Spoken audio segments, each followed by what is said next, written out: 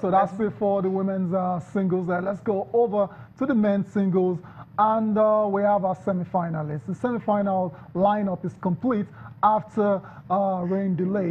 Juan Martín del Potro took on Marin Cilic. He won that one, while Rafael Nadal, King of Clay, took on Diego Schwartzman and won that one as well. So let's start with Cilic and Del Potro. Yep, I mean, it was back and forth. Correct. But somehow, I mean, this man who wanted to retire like 2 years ago, yeah. he knew how to control this game, and somehow he was able to get on with it. What ranked number 5 right now in the world? That's surprising, man. From where he's been, where he ended 7-6, 5-7, 6-3, 7-5. That still was just there, and so he's looking forward to facing the biggest threats right now, talking about the King of Clay himself in the semi-final, and see if he can get our sports right there. But this game was a tough one. Tough one for both players, but I think Del Potro did just enough to get the victory, and she is going to face an entirely different beast in the semifinals in Rafael Nadal. And yeah, everyone admits, everyone knows that there's only one King of Clay,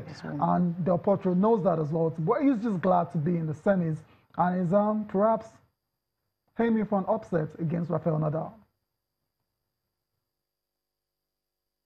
I'm feeling so happy to make the right decision for play here, and I am doing well. And of course, I didn't expect to get in semifinals a couple of weeks before, but now I'm here and I'm still alive. My physical is good.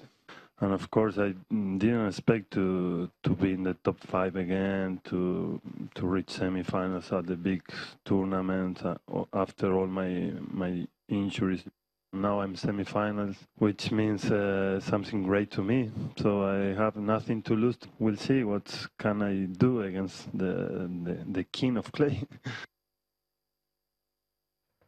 Since he has nothing to lose. Nothing at all. That's the reality. The last time he was at the semifinals, 2009, right? He went ahead to the US Open. He went ahead to beat Roger Federer in the final. So he's never been to the semifinal of the Grand Slam for a very long time. So this is different. And so he's got nothing to lose. Just go there and play your best. And if you lose to the King of Clay, big deal. No big deal, right? No big deal at all. Right. Let's go. Let's talk about the King of Clay now. Rafael Nadal. Rafael Nadal took on Diego Schwartzman. That match was postponed because of rain. And it's tough enough beating Rafael Nadal on clay, but when the rain is now on his side, then you can imagine what your chances are. Because before the rain started, Diego Schwartzman had Nadal under pressure. Already. It was under serious pressure. When the first set was leading in the second set, then the heavens opened up and started pouring, and Nadal took the opportunity to go and regroup. When they resumed yesterday, Cecilia, look at that scoreline, 6-2, 6-2. Afterwards. That's it. 4-6, he lost the first set. Like, okay, what's happening here? Then 6-3 when he came back. And what happened in the next one? 6-2. Like, okay, this is the real Rafael Nadal. But then fair to say that Schwartzman tried his best. He gave his best, but not when you're playing against Rafael Nadal, who has been to 27 Grand Slam semi-finals. Let's hear from him. It's fair to say that the rain delay helps me yesterday, but will not fair that says the conditions today helps me. Not the conditions today were the same for both, and I played more aggressive. I continued the level of intensity that I played after the first stop, and in my opinion, the match changed. And of course, he's a tough opponent, and I don't have any obligation to win. First thing. Second thing, if you don't feel the pressure, it's because you don't love the sport, and if you don't love the sport, it's better come back home and do another thing. And that's it. Pressure is part of the sport in general. I don't feel the pressure now in semifinals. I feel the pressure every day, but not here. I feel the pressure in every match of the year, and here is an important event for me.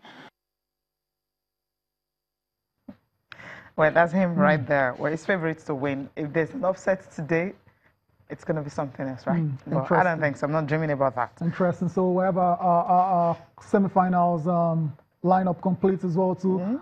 Before Rafael Nadal takes on Juan Martín del Potro, the unseeded Marco Cecchinato takes on Dominic Thiem, the Prince of Clay. Somehow, I mean, it's like the final is actually set. In my head, I'm thinking Dominic Thiem and Rafael Nadal beating the final. Rafael Nadal will beat him again. It looks that way. It looks that way, but, right? That's boring. Let's see. Let's see if we can get an upset, I mean, to have more exciting games. But by the time we come back on Monday, we will definitely have our champion. Okay, let's move on now. Let's go to the NBA playoffs. And tonight, the Cleveland Cavaliers will try to stave off elimination in Game 4 of the NBA Finals.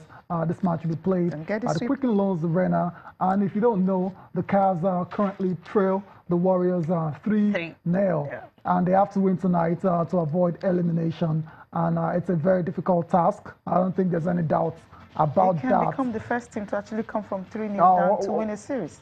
I mean, that would be a major story. I mean, obviously it's going to be very historical for that to happen. And for that to happen, they have to win tonight, at least, before they now go back to... But how do you play against the Splash Brothers? You have to be perfect. Those guys, they're terrible. You have to be perfect. So and what that's do you do? exactly what LeBron James is saying. Okay. Yeah. I mean, that's the only way they can do it. No one is perfect. No team is perfect. 130%. Yeah, but no one, 100%. No one can give 130%. Yeah, that's what they need to give tonight. But unfortunately, they can't do that. We need to hear from LeBron James because he feels that's what they need to do for them to be able to take Game 4. It's very low. I mean, you can't, you know, it's almost like, you know, playing the Patriots. You just can't have mistakes. They're not going to beat themselves. You know, so, you know, when you're able to either force a miscue on them, you have to be able to capitalize, and then you have to be so in tune and razor sharp and focused every single possession. You can't have miscommunication. You can't have laws. You can't have my faults or my bads and things like that because they're going to make you pay. No margin for errors at all. Any little one, I mean, they're going to pay, and you pay dearly. That's what it's all about. Exactly. Yeah. And there's the little matter of the NBA MVP watch as well, too, between LeBron James and Kevin Durant. I mean, if you look at the numbers right now, 37.7 for LeBron, 9 rebounds and 10 assists, while for Durant, you have 31, 10 and 6.7. Very decent numbers for both. But if the Warriors go and win Game 4 tonight, MVP surely has to come from the winning side. That's it. But then LeBron, you can't just put up all these numbers for nothing. I know, and go, I mean, empty-handed. Right? Really painful. It's going to hurt. We'll see. We'll see about that. We'll go for a break now. We'll come back, look at the Kids Cup and also the World Cup segment.